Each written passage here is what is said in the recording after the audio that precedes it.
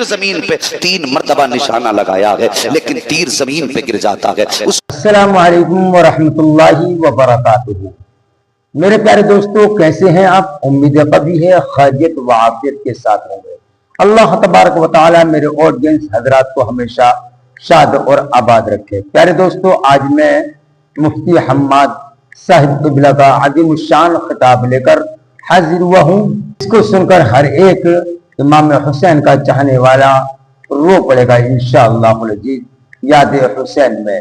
تو آپ کا ٹائم اور وقت زیادہ نہ لیتے ہوئے آپ کے درمیان وہ بیان رکھنے کے لیے جا رہا ہوں، سماعت کیجئے گا۔ تیر زمین پہ 3 مرتبہ نشانہ لگایا ہے لیکن تیر زمین پہ گر جاتا ہے۔ اس کے بعد عمرو ابن سعد کو غصہ آیا، کہنے لگا بزدل، شیماء کے بچے کے سامنے تیرے ہاتھ کانپ گئے؟ بڑے بڑے بہادروں کے تو نے تیر مارے، کبھی تیرے ہاتھ نہ کانپے؟ شیماء کے اصغر کے سامنے تیرے ہاتھ کانپ گئے؟ جب اتنا سنا حرملہ کہنے لگا سنو، ان بچے کی وجہ سے میرے ہاتھ نہیں کانپے ہیں۔ کہا پھر نشانہ کیوں نہیں لگاتا؟ کہا جب نشانہ لگاتا ہوں میری نگاہ اٹھ کے حسین کے خیمے کی طرف جاتی ہے، جب خیمے کی طرف دیکھتا ہوں ایک چھوٹی سی بچی ہاتھ کا اشارہ کر کے کہتی ہے ظالم میرے اصغر پہ تیر مت چلا دینا، اس نے تمہارا کچھ نہیں بگاڑا ہے، پانی نہیں دے سکتے ہو تو مت دو، کم سے کم اصغر پہ تیر مت چلا دینا۔ کہا جب میں اس سکینہ کو دیکھتا ہوں تو اس کے آنسوؤں کو دیکھ کر کے میرے ہاتھ کانپ جاتے ہیں۔ اللہ اکبر، اتنا کہنا تھا۔ عمرو ابن سعد کہتا ہے آنکھیں بند کر نشانہ لگا دے ورنہ شکار ہاتھ سے نکل جائے گا۔ اس نے آنکھ بند کی ہے، نشانہ لگایا ہے، تیر نے ہوا کا سینہ چاک دیا ہے۔ تم کیا جانتے ہو کربلا کیا ہے؟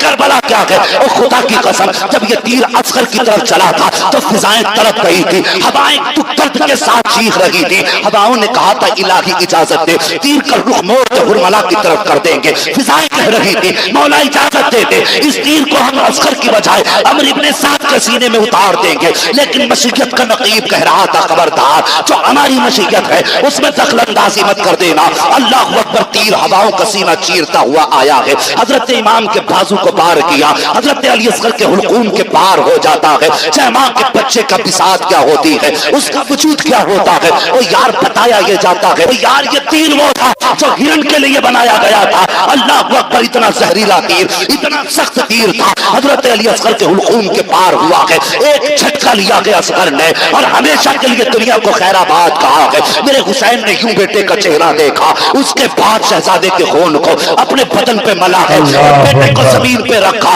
رخ کیا مدینے کی طرف، کہتے یا رسول اللہ آپ نے حسین پہ ایک بیٹا قربان کیا تھا، آج حسین نے آپ کے نام پر پورا خاندان قربان کر دیا۔ سبحان اللہ، سبحان اللہ، کیا بات ہے۔ یہ کربلا کے ساقب میرے حسین نے شہزادے اللہ اکبر، اللہ مختصر سنیے، اٹھا کر کے خیمے کی طرف لائے نا تو پھر چادر تھی نانا کی، دیکھا کوئی حرکت اصغر میں نہیں ہے۔ حضرت سکینہ دوڑ کے آ گئی، بابا میرا بھائی میری گود میں دے دے۔ میرے حسین نے شہزادی کی گود میں بیٹا دے دیا۔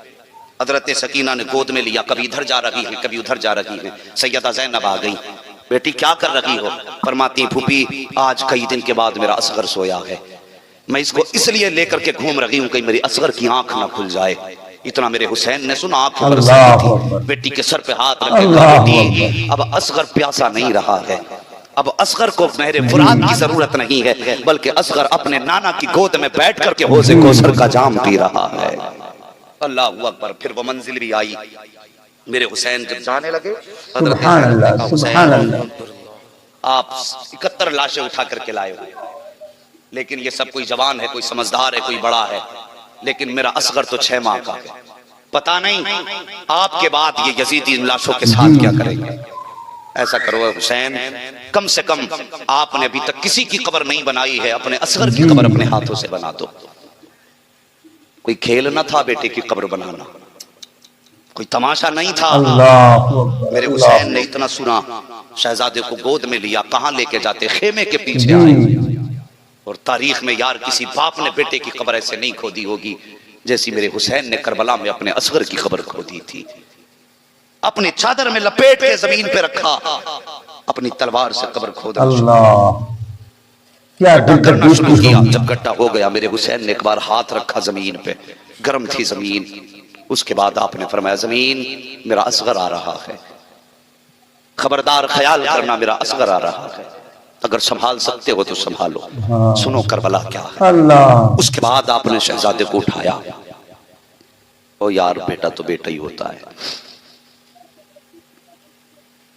بچے چھوٹے ہوتے ہیں نا تو ماں باپ کی شام بھی بیٹوں کے چہرے کو دیکھ کے ہوتی ہے اور صبح کی پہلی کرن بھی بیٹوں کے چہروں پہ ہوتی ہے. آپ نے بچے کو گود میں بے لیا, شک بے شک. ماتھا چوما اور دیکھ کر کے آنکھ میں آنسو تھے. زمین پہ لٹایا, ہچکی بھری, کہنے لگے بیٹے حوض کوثر پر نانا کی قربت میں ملاقات ہوگی. تاریخ میں کسی باپ نے ایسی قبر بیٹے کی نہیں بنائی ہوگی. میرے حسین نے بیٹے کو زمین پہ لٹایا, مٹی ڈالنے کا ارادہ کیا, ہاتھ میں مٹی لی, بیٹے کا چہرہ دیکھا, کچھ یاد آ گیا, مٹی چھوڑ دی اور اس کے بعد آپ نے زمین پہ دونوں ہاتھ رکھے اور خود بیٹے کی طرف جھکے, ماتھا چوما. اللہ اکبر. ہچکی بند گئی میرے حسین کی. آپ نکتر لاشیں اٹھا کے لائے, میرے حسین کا حوصلہ نہیں ٹوٹا. لیکن جب اپنے شہزادے کی قبر بنائی ہے, حسین نے بیٹے کا ماتھا چوما, ہچکی بند گئی. آپ نے مٹی لی ہے ہاتھ میں اور یوں آپ نے بیٹے کی طرف ڈالنا, قبر پہ بیٹے کے اوپر ڈالنا شروع کی مٹی. جب مٹی پڑتے پڑتے سینے تک آئی ہے, آپ نے پھر جب ہاتھ میں مٹی لی ہے, گردن کے اوپر کا حصہ باقی تھا, بیٹے کا چہرہ دیکھا, ہاتھ کانپ گئے ہیں. اب ہمت جواب دے گئی ہے کیسے چہرے پہ مٹی ڈالی جائے شہزادے کے. اللہ اکبر. میرے حسین نے بیٹے کو دیکھا, ماتھا چوما, چوم کر کے رونے لگے. فرماتے ہیں اصغر تیرا بدن تو اس مٹی کے لائق نہ تھا, یہ مٹی تو تیرے بدن کے لیے سخت تھی. اے میرے اصغر تجھے تو پھول کے بستر پہ ہونا چاہیے تھا, لیکن آج تجھے باپ اپنے ہاتھوں سے اس مٹی کے حوالے کر رہا ہے. اصغر تو تیرے جھولے میں کھیلنے کی عمر تھی, تو تو نے میدان کربلا میں عمر گزاری ہے. اللہ اکبر. میرے حسین نے تیسری مرتبہ ہاتھ میں مٹی لی ہے. جب ہاتھ کانپنے لگے, حسین نے چہرہ پھیرا بیٹے کی طرف سے, جلدی جلدی مٹی ڈالی ہے. مٹی ڈال ہی رہے تھے, اتنے میں آواز آتی ہے, حسین کیا بازوؤں کو زنگ لگ گیا ہے, یہ اب ہمت نہیں ہے, یہ مقابلے کی جرت نہیں ہے. اتنا سنتے گئے, کہتے اصغر خدا خواہ اب مجھے جانے کی اجازت دے دے. دنیا کے اندر یا تو یزیدی کردار رکھے گا یا پھر وہ حسینی کردار نظر آئے گا. اللہ اکبر. میرا حسین بیٹے کو دفن کرنے کے بعد حسینی کردار نظر آئے گا. زندہ باد. ابھی اور مجھے حکم ہو رہا ہے تھوڑی دیر اور گفتگو کرنا. یہ مت کہنا اس مولوی نے تو پھنسا کے رکھا ہے جی. ذکر اگر قیمتی ہے تو آج عاشق بھی قیمتی بیٹھے ہیں. کیا بات. سبحان اللہ. جی سال بھر کے بعد یہ دن آئے گا, مقدر جاگیں گے انشاءاللہ. جی بے آج شک. ان کا یہاں تذکرہ کر رہے ہیں, جنت البقیع میں سیدہ فاطمہ ہماری باتیں کر رہی ہوں گی. واہ سبحان اللہ. بے شک. نصیب ہے اپنے اپنے. توجہ ہے نا آپ کی. آئے سبحان خیمے اللہ. میں ناظر بھائی کافی دیر سے بیٹھے ہو, اللہ جزائے خیر دے. اٹھ کر کے نہیں گئے ہو, بڑی بات ہے. بس اللہ ہم سب کو حسین کی خیرات عطا فرما دے. آمین آمین. خیمے میں آئے, تیاری کرنے لگے. جب تیاری ہونے لگی اپنے خیمے میں تھے, آنکھ میں آنسو آئے. جب آنکھ میں آنسو آئے نا تو حضرت فضہ نے آپ کی رونے کی آواز سنی. خیمے کے اندر گئی, کہتی ہیں آقا بات کیا ہے. رو کے کہتے ہیں آج مجھے ماں فاطمہ کی یاد آ گئی ہے. کیوں؟ کہتی ہیں اکبر گئے تھے, ماں نے تیاری کرائی. اصغر گئے, ماں نے تیاری کرائی. قاسم گئے, ماں نے تیاری کرائی. اونو محمد گئے, ماں نے دولہا بنایا. حسین جا رہا ہے, کاش تیاری کرانے کے لیے آج فاطمہ موجود ہوتی. یہ کہہ کے جب روئے حضرت فضہ آئیں, کہنے لگے حسین میرا بھی دل چاہتا ہے کاش میرا بھی بیٹا ہوتا, تیرے قدموں پہ قربان کر دیتی. ایسا کر, کچھ دیر کے لیے تو مجھے ماں مان لے, میں تجھے بیٹا مان لیتی ہوں. فرماتی فاطمہ تو نہ صحیح, لیکن ایک دن جب ان کے وصال کا وقت آیا تھا, میں نے ان سے کہا تھا سیدہ کچھ تبرک میں دے دو. تو جب میں نے اتنا کہا تھا تو مجھے انہوں نے اپنا دوپٹہ عطا کیا تھا, وہ آج بھی میرے پاس موجود ہے. حسین میں وہ دوپٹہ لاتی ہوں, فاطمہ تو نہ صحیح کم سے کم اس کا دوپٹہ موجود. آج بھی میرے پاس میرے حسین نے ماں کا دوپٹہ لیا, چوما, سر پہ رکھا, میدان کربلا کے لیے تیار ہوئے, سوار ہو گئے. سواری پہ مختصر یہ آپ مرتجز گھوڑے پہ بیٹھے. امام کے گھوڑے کا نام مرتجز تھا. یہ مرتجز یمن کے بادشاہ نے میرے نبی کو تحفے میں دیا تھا. حضور نے پھر یہ گھوڑا تحفے میں حضرت علی کو دیا تھا. حضرت علی کے پاس دو گھوڑے تھے, ایک گھوڑا حضرت حسن کے حصے میں آیا, دوسرا گھوڑا حسین کے حصے میں آیا. جو حسن کے حصے میں آیا وہ اور تھا، جو حسین کے حصے میں آیا وہ مرتجز تھا۔ اس کی خاصیت یہ تھی جب اس کو اشارہ ہوتا تھا یہ ہواؤں سے باتیں کرنے لگ جاتا تھا۔ جانتے ہو جب میرے نبی حضرت حلیمہ سعدیہ کی اونٹنی پہ بیٹھے، بڑی کمزور تھی، حضور کے قدم لگ گئے، ہواؤں سے باتیں کرنے لگ گئی تھی۔ گویا وہ کہتی تھی لوگوں میں مقدر پہ ناز کیوں نہ کروں، آج میرے اوپر نبیوں کا امام بیٹھا ہوا ہے۔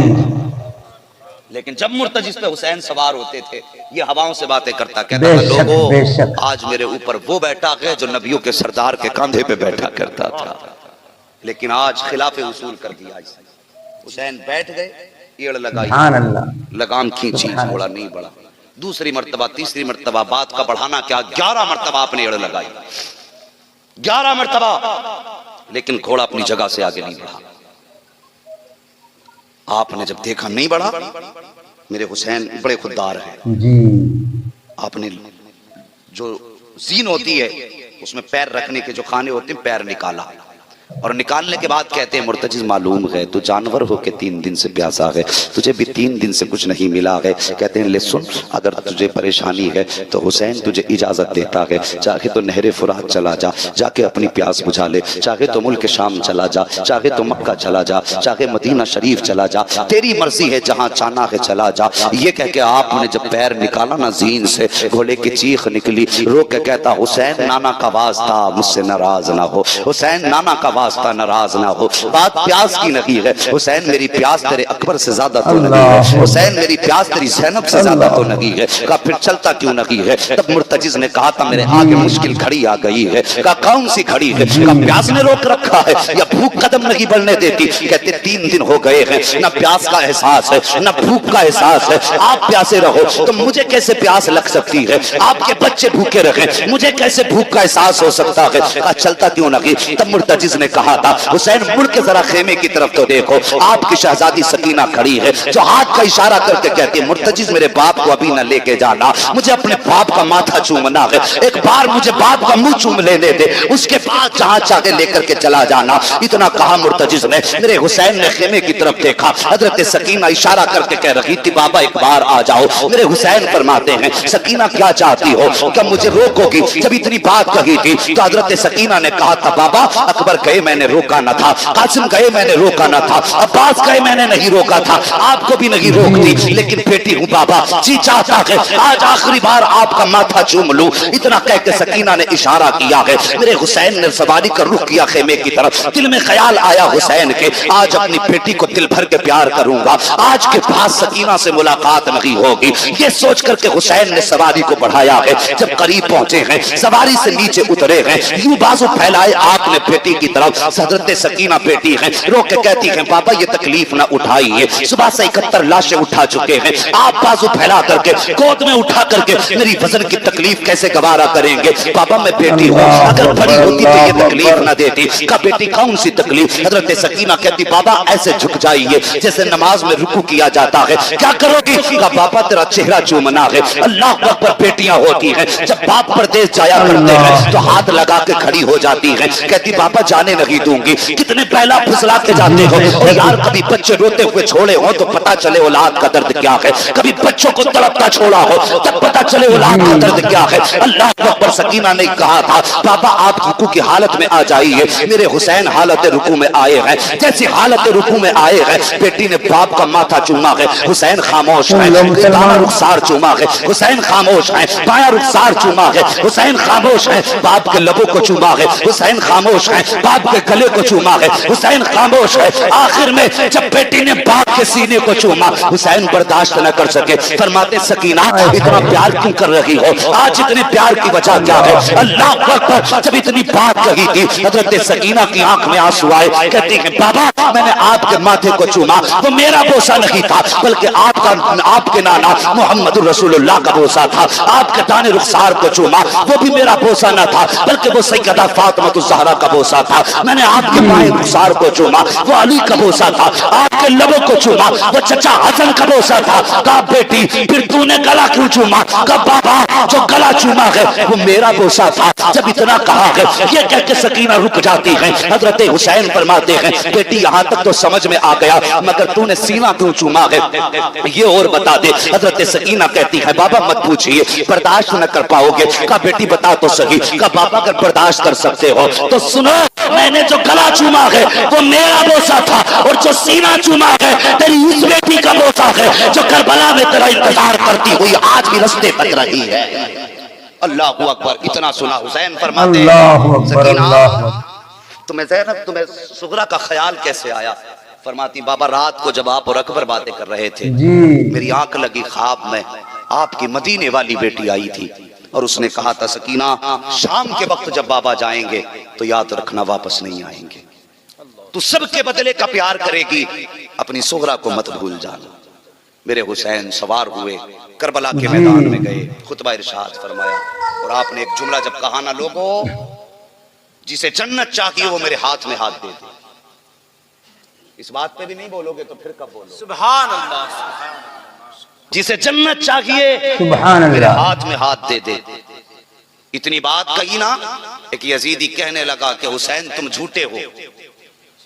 میرے حسین نے فرمایا یزیدیو میں نے حر کو جنت دے دی ہے، اب جسے جنت چاہیے وہ میرے پاس آ جائے۔ جی بے شک۔ یزیدیوں میں کہا لگا، ہنسے یزیدی، کہنے لگے یار دیکھو تو صحیح، پانی بند کیا حر نے، راستے روکے حر نے، 7 کو بھی مقابل میں رہا، 8 کو بھی مقابلے میں رہا، 9 کو بھی مقابلے میں رہا، 10 کی صبح کیا چلا گیا؟ یہ کہتے وہ جنتی ہو گیا؟ اتنی بات کہی نا، دوسرا یزیدی کہنے لگا حسین تمہاری بات کا اعتبار نہیں، یہ جھوٹ ہے۔ اتنا سنا جلال آ گیا علی کے شہزادے کو، اور ادھر دیکھا جدھر حر کی لاش رکھی ہوئی تھی، جیسی نگاہ پڑی نا حسین کی حر کے لاشے پر، 3 مرتبہ حضرت حر کی لاش زمین سے یوں اٹھی، آواز آئی یزیدیو تم جھوٹے ہو، حسین سچے ہیں، حر جنتی ہے، حر جنتی ہے، حر جنتی۔ تو دوستو آپ نے مفتی حماد صاحب قبلہ کا وہ بہترین بیان سنا، آپ کو کیسے لگا؟ امید قوی ہے کہ بہتر لگا ہوگا۔ دوستو تو پیارے میں آپ سے گزارش کرتا ہوں کہ آپ اپنے چینل کو زیادہ سے زیادہ شیئر کیجیے گا اپنے دوستوں میں، اپنے یاروں میں، اپنے پڑوسیوں میں، اور پیارے لائک اور کمنٹ کرنا نہ بھولیے گا۔ انشاءاللہ ملتے ہیں اگلی ویڈیو میں۔ السلام علیکم ورحمۃ اللہ وبرکاتہ۔